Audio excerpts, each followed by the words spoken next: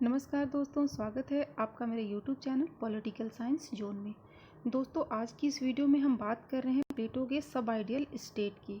उन्होंने the laws लिखा था, जिसे विधि का शासन भी कहा जाता है। ये उनके सब आइडियल स्टेट पे डिपेंड था।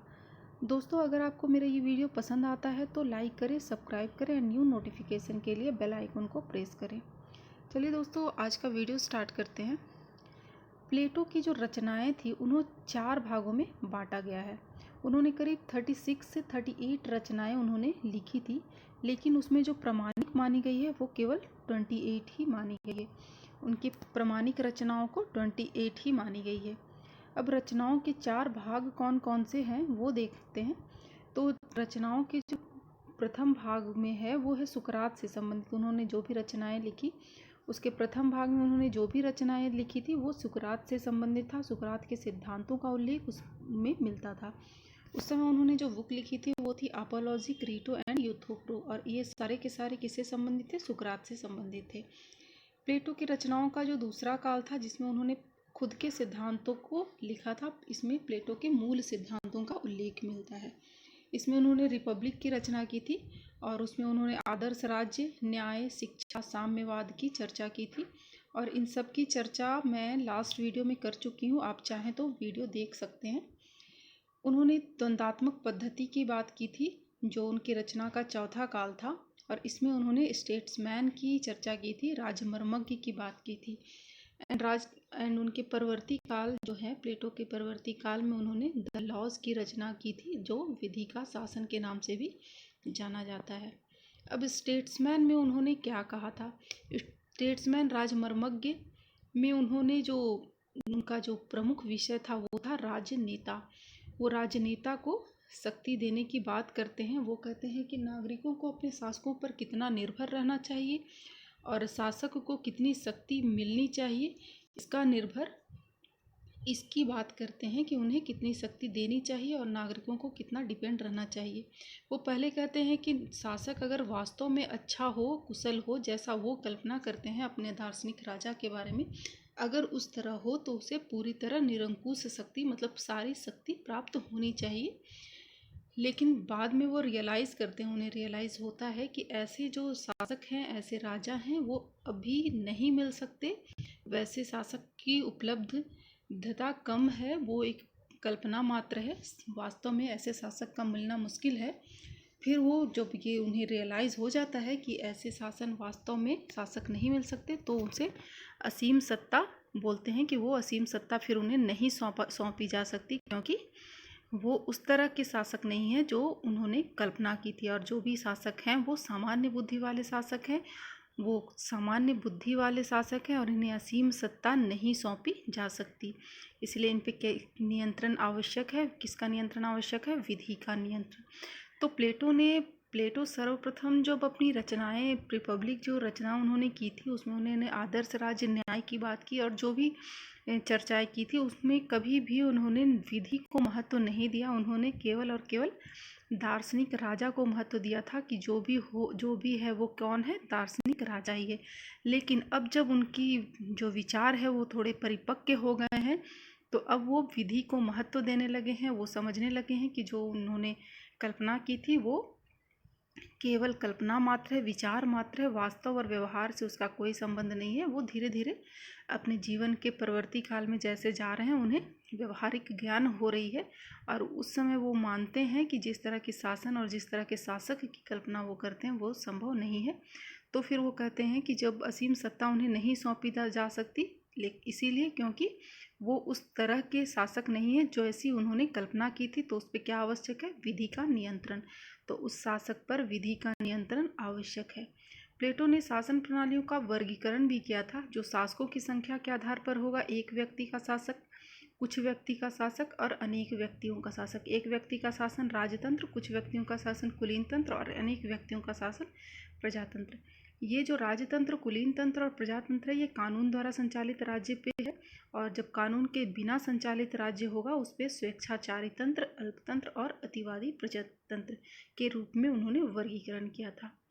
प्लेटो ने ये भी बात की थी कि जो राजतंत्र है उसे वो महत्वपूर्ण मानते हैं, सर्वश्रेष्ठ प्रणाली मानते हैं। देखिए दोस्तों, कई बार प्रश्न आ जाते हैं कि राजतंत्र प्लेटो ने किस तंत्र को, किस व्यवस्था को सर्वश्रेष्ठ प्रणाली स्वीकार की थी। तो आप ध्यान रखिएगा कि राजमर्मज्ञ में उन्होंने, स्टेट्समैन में उन्होंने राजतंत्र को सर्वश्रेष्ठ प्रणाली स्वीकार की थी। अब जो प्लेटो के जो स्टेट्समैन है उसमें उन्होंने जो विचार रिपब्लिक में दिया था उसकी तुलना में अब उनके विचार जो हैं परिपक्व हो गए हैं, व्यवहारिक हो गए हैं। क्योंकि जिस आदर्शवाद की बात वो रिपब्लिक में करते हैं, अब उनकी जो सोच है, उनकी जो विचार हैं वो अब काफ़ी यथार्थवादी हो गए हैं, यथार्थ से संबंध हो गए हैं। और इसका जो उन्होंने विकास प्रारंभ किया वो थोड़ी सी उनकी परिपक्वता स्टेट्समैन में आई, और जब उनके विचार पूर्णतः व्यवहारिक हो गए तो उन्होंने द लॉज लिखा, सब आइडियल स्टेट के रूप में उसे जाना जाता है, जिसकी आज हम चर्चा कर रहे हैं। तो देख लेते हैं सब आइडियल स्टेट में द लॉज में उन्होंने कौन सी बातों को रखा है। प्लेटो को संपूर्ण रूप से समझने के लिए प्लेटो का द लॉज, द सब आइडियल स्टेट की जानकारी होना बहुत ही ज़रूरी है दोस्तों। क्योंकि अब हम अगर ये उनकी सिर्फ रिपब्लिक की रचनाओं को ध्यान में रखेंगे तो हमें लगेगा कि प्लेटो लॉ को बिल्कुल नहीं मानते, प्लेटो केवल आदर्शवादी हैं, वो यथार्थ से उनका कभी संबंध नहीं। और प्रश्न अगर पेपर में आ जाता है कि प्लेटो ने लॉ के बारे में क्या कहा, उन्होंने लॉ को महत्व दिया है कि नहीं, तो हम अगर सिर्फ रिपब्लिक पढ़े होंगे तो हम कहेंगे प्लेटो ने लॉ की बात कहीं नहीं की है, वो कानून को नहीं मानते, तो फिर हम गलत हो जाएंगे। इसीलिए ज़रूरी है कि प्लेटो के संपूर्ण ज्ञान के लिए उनके द लॉज को पढ़ना बहुत ज़रूरी है, लॉज को समझना बहुत ज़रूरी है। तो दोस्तों देखते हैं उन्होंने लॉज में किन किन बातों को रखा था। तो जो लॉज है वो प्लेटो की राजनीतिक रचनाओं की तीसरी और अंतिम कृति है, ये अंतिम कृति थी उनकी। और इसमें प्लेटो जो है, इसमें भी एक आदर्श राज्य की स्थापना करना चाहते हैं, लेकिन क्या है, वो व्यवहारिक जगत का आदर्श राज्य है, विचार जगत का नहीं। क्योंकि जो रिपब्लिक में उन्होंने आदर्श राज्य की बात की वो क्या था, केवल विचार जगत का था, व्यवहारिक जगत से उसका संबंध नहीं था। लेकिन जो द लॉज है वो व्यवहारिक जगत से संबंधित है, विचार जगत से नहीं, ये ध्यान रखिएगा दोस्तों। अब प्लेटो के आदर्श राज्य में जो स्थान दार्शनिक राजा को उन्होंने दिया था, आदर्श राज्य में उन्होंने किसे सर्वोपरि माना था, दार्शनिक राजा को। लेकिन अब इस द लॉज में वो किनसे सर्वोपरि मानते हैं, विधि को, वो विधि को महत्वपूर्ण स्थान देते हैं। प्लेटो का जो द लॉज है वो 12 भागों में विभक्त है। कई बार पूछ लिया जाता है, तो आप इसे भी ध्यान रखिएगा कि प्लेटो का जो द लॉज है उसे 12 भागों में विभक्त किया गया था। अब उसमें क्या किन किन बातों पे ध्यान दिया गया था, उसमें राज्य की आवश्यकता, महत्व, उद्देश्य, कानून, दंड व्यवस्था आदि विषयों से संबंधित विवरण किया गया है द लॉज में। अब प्लेटो के जो द लॉज हैं उसमें कौन कौन सी विशेषताएं थी। प्लेटो के लॉज में भौगोलिक स्वरूप की बात की गई है, शासन सत्ता कैसी होगी इसकी बात की गई है, शासन का स्वरूप कैसा होगा इसकी भी बात की गई है, और न्याय व्यवस्था कैसी होगी ये भी बात की गई। पहले प्लेटो का जो रिपब्लिक था उसमें न्याय की व्यवस्था में क्या था, सिर्फ न्याय सीमित था, संकुचित था। उसमें उनका कहना था कि जो प्रकृति के अनुसार जिसकी उपलब्धता ज़्यादा हो वो उसी कार्य को करेगा और दूसरे उसमें हस्तक्षेप नहीं करेंगे, उनके अनुसार वही न्याय था। लेकिन अब जो ये न्याय व्यवस्था करते हैं इसमें ये कानून के अंतर्गत न्याय की व्यवस्था करते हैं। फिर वो परिवार संपत्ति संबंधी विचार की भी बात करते हैं, जहाँ प्लेटो अपने रिपब्लिक में परिवार और संपत्ति के साम्यवाद की बात की है। उन्हें अभिभावक वर्ग जो कि दार्शनिक वर्ग और कौन है, सैनिक वर्ग, दोनों जो हैं उस अभिभावक वर्ग के अंतर्गत आते हैं। तो उन दोनों को परिवार और संपत्ति से दूर रखते हैं, उसे उनका त्याग करने को कहते हैं। वहीं उन्होंने यहाँ पे कुछ छूट दी है। फिर वो शिक्षा संबंधी विचार भी करते हैं। रिपब्लिक में उन्होंने काफ़ी लंबी शिक्षा की पद्धति की थी, कितने सालों तक की थी, 50 वर्ष तक के व्यवहारिक शिक्षा की भी बात की थी। मतलब फिर भी वो उनका था कि आजीवन शिक्षा चलता रहे, उनका ये विचार था। तो इसमें उन्होंने काफ़ी प्रैक्टिकली बात की है। तो चलिए देखते हैं उन्होंने क्या क्या बात की, किस किस तरह से चर्चा की है। तो पहली विशेषता, जैसा कि उन्होंने कहा, भौगोलिक स्वरूप की बात की गई है द लॉज में। तो वो पहले बोलते हैं कि जो राज्य की जनसंख्या होगा वो जनसंख्या होगी कितनी होगी, कैसा होगा। तो उसके विचार में वो बोलते हैं कि जो भौगोलिक स्वरूप होगी किसी भी राज्य की, उसमें सबसे पहले तो जनसंख्या का निर्धारण किया जाना चाहिए। और वो जनसंख्या उनके हिसाब से कितनी होगी, 5040। इसको ध्यान रखिएगा, उन्होंने जनसंख्या का निर्धारण 5040 रखी थी। ये भी प्रश्न पूछा जाता है। और उन्होंने ये भी बात की थी कि जो राज्य होगा वो समुद्र तट के निकट नहीं होगा, समुद्र तट से दूर होगा। क्यों? क्योंकि समुद्र तट के निकट होने से, नज़दीक होने से क्या होता है, विदेशी आक्रमणों का खतरा ज़्यादा हो जाता है। तो वो उनकी जो दूसरी शर्त थी, दूसरा जो विचार कह सकते हैं, वो था कि पहला तो जनसंख्या का निर्धारण 5040 होगी, और दूसरी जो होगी वो राज्य समुद्र तट से दूर होगा ताकि विदेशी आक्रमणों से बचा जा सके। दूसरी जो विशेषता की बात की उन्होंने, जो द लॉज में जो दूसरी बात की है शासन सत्ता की, तो प्लेटो ने क्या कहा है, इसमें कानून को सर्वोपरि माना है। जहाँ वो कानून को अभी तक मानते ही नहीं थे, विधि को मानते नहीं थे, विधि के शासन को नहीं मानते थे, जो था उनके हिसाब से क्या था, दार्शनिक राजा ही सर्वोपरि था। वो अब द लॉज में क्या करते हैं, कानून को सर्वोपरि मानते हैं, विधि के शासन की बात करते हैं, विधि के शासन की बात करते हैं। अब उनके हिसाब से शासन का स्वरूप कैसा होना चाहिए, तो वो शासन स्वरूप को 3 भाग में बांटते हैं। 3 तरह के शासन स्वरूप की बात करते हैं, मतलब उनके जो शासन में 3 तरह के पद होंगे। इसमें पहला जो होगा 5040, जो जनसंख्या निर्धारित की थी उन्होंने, वो साधारण सभा का निर्माण करेगी। और ये जो साधारण सभा का निर्माण करेगी, और ये जो साधारण सभा है ये अन्य संस्थाओं के सदस्यों का निर्वाचन करेगी। अन्य कौन से संस्थाओं का ये निर्वाचन करेगी, सलाहकारी परिषद के सदस्यों का निर्वाचन करेगी। अब सलाहकार परिषद जो है उसके 37 सदस्यों का निर्धारण किया गया है, और इसके जो चुनाव होंगे वो कौन करेंगे, साधारण सभा करेगी। और इसकी जो भूमिका बताई गई है ये किसके समान होगी, मंत्री परिषद के समान होगी। सलाहकार परिषद की जो भूमिका होगी वह मंत्री परिषद के समान होगी। अब तीसरा जो है प्रशासनिक परिषद। प्रशासनिक परिषद में सदस्यों का जो सीमा रखी गई है वो 360 रखी गई है। और ये जो चुनाव होगी, इसकी जो चुनाव होगी वो किस तरह होगी, तिहरी चुनाव के द्वारा इसके सदस्यों का चुनाव किया जाएगा। अब तिहरी चुनाव का अर्थ है 3 बार चुनाव, अपने में से ही, इन तीनों में से ही जो 3 बार सदस्यों का चुनाव होता है, पहले 5040 से कुछ सदस्य, फिर कुछ सदस्य से, इस जो 3 प्रक्रियाएं जो होती है इसे ही तिहरी चुनाव की संज्ञा दी गई है।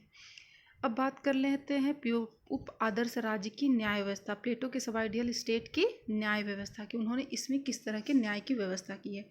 तो प्लेटो ने जो अपने लॉज में 4 प्रकार के न्यायालयों की चर्चा की है, वो विधि को मानने लगे हैं तो वो विधि के शासन में 4 प्रकार के न्यायालयों की चर्चा करते हैं। पहला कौन सा न्यायालय है, क्षेत्रीय न्यायालय। क्षेत्रीय न्यायालय में वो क्षेत्र से संबंधित मुकदमों को हल करने की बात करते हैं। इस न्यायालय में किस तरह के मुकदमे की बात होगी, क्षेत्र से संबंधित मुकदमों को हल किया जाएगा। दूसरा जो है पंचायती न्यायालय। पंचायती न्यायालय में पंचायत से संबंधित जो भी मुकदमे आएंगे उसे हल करने की बात की गई है। अब विशेष न्यायालय। विशेष न्यायालय में प्रशासनिक संबंधी मुकदमों को हल किया जाएगा। जो भी मुकदमे आएंगे वो केवल प्रशासनिक संबंधित होंगे, और उन मुकदमों को जो हल करेगा वो कौन करेगा, विशेष न्यायालय। चौथा न्यायालय उनका है आम जनता न्यायालय। आम जनता न्यायालय को अंतिम सर्वोपरि सत्ता दी गई है। यहाँ अंतिम सत्ता इसी के पास ही प्राप्त, इसी ही मिलेगी। और इसके अंतर्गत जितने भी मुकदमे आएंगे वो, राज्य के अंतर्गत जितने भी मुकदमे आएंगे वो इसके अंतर्गत ही आएंगे, क्योंकि इसे शक्ति प्राप्त ज़्यादा है। तो इस तरह उन्होंने, प्लेटो ने उपादर्श राज्य में न्याय की व्यवस्था की है 4 भागों में, ध्यान रखिएगा। अब देख लेते हैं उन्होंने परिवार और संपत्ति संबंधी क्या विचार किए। हमने लास्ट वीडियो में कम्युनिज्म भी पढ़ा था, उनके संपत्ति विषयक साम्यवाद और परिवार विषयक साम्यवाद को, किस तरह उन्होंने अभिभावक वर्ग को संपत्ति और परिवार से दूर रहने की बात करते हैं, उससे अधिकार से वंचित करते हैं। लेकिन अब द लॉज में वो क्या बात रखते हैं ये देखते हैं। तो प्लेटो में, जहाँ प्लेटो ने रिपब्लिक में संपत्ति और परिवार का क्या किया है, त्याग करने की बात की है, वहीं लॉज में वो क्या करते हैं, अभिभावक वर्ग को परिवार रखने की स्वीकृति दे देते हैं। वो बोलते हैं कि परिवार, अभिभावक वर्ग परिवार रख सकते हैं, लेकिन उन्हें राज्य से आदेश लेके ऐसा करना होगा, और जो विवाह का संबंध भी वो करेंगे वो सोच समझकर स्थापित करेंगे। क्या करेंगे? वो जो भी परिवार रख सकते हैं, लेकिन राज्य से आदेश प्राप्त करके, और जो विवाह का संबंध भी जो होगा वो सोच समझकर स्थापित करना होगा, खासकर किसे? अभिभावक वर्ग को। तो अब व्यक्तिगत संपत्ति भी उन्होंने जो लास्ट में साम्यवाद में कहा था कि व्यक्तिगत संपत्ति, निजी संपत्ति भी अभिभावक वर्ग के पास नहीं होगी, लेकिन अब इस लॉज में वो क्या कहते हैं कि व्यक्तिगत संपत्ति निजी संपत्ति हो सकती है, लेकिन क्या? उसका उपभोग सामूहिक रूप से किया जाएगा, और वह संपत्ति किसके नियंत्रण में होगी? राज्य के नियंत्रित में होगी। तो इस तरह से प्लेटो ने परिवार और संपत्ति संबंधी विचार भी अपने दिए हैं। और लास्ट है उनका शिक्षा संबंधी विचार। तो प्लेटो ने शिक्षा संबंधी विचार में क्या कहा है? तो प्लेटो के जो लॉज में शिक्षा की जो व्यवस्था हो गई है, अब केवल 21 वर्ष तक के लिए कर दी गई है। पहले क्या था? शिक्षा व्यवस्था 50 वर्ष तक के लिए थी। पहले 35 वर्ष तक के लिए वो सैद्धांतिक शिक्षा की बात करते हैं, और फिर 50 वर्ष तक के लिए वो व्यवहारिक शिक्षा की बात करते हैं। वैसे उनकी शिक्षा आजीवन चलने वाली शिक्षा है, लेकिन अब यहाँ पे जो द लॉज में उन्होंने क्या कर दिया है? शिक्षा व्यवस्था केवल 21 वर्ष तक के लिए सीमित कर दी गई है। अगर ये प्रश्न आता है कि उन्होंने 21 शिक्षा की व्यवस्था कितने वर्षों के लिए की, और द लॉज हो, तो आप ज़रूर ध्यान रखें कि उन्होंने 21 वर्ष तक के लिए द लॉज में की है। अब जो उनकी जो शिक्षा की व्यवस्था, एक और महत्वपूर्ण बात थी कि उन्होंने जो शिक्षा की व्यवस्था थी केवल उच्च हायर एजुकेशन उन्होंने अभिभावक वर्गों के लिए ही केवल की थी, उत्पादक वर्गों को इससे वंचित रखा था। लेकिन द लॉज में वो क्या करते हैं? सभी वर्गों के लिए शिक्षा की व्यवस्था करते हैं, वो सभी वर्गों के लिए शिक्षा की व्यवस्था करते हैं। तो थैंक यू दोस्तों फॉर वॉचिंग दिस। अगर आपको वीडियो पसंद आता है तो लाइक करें, सब्सक्राइब करें। Thank you.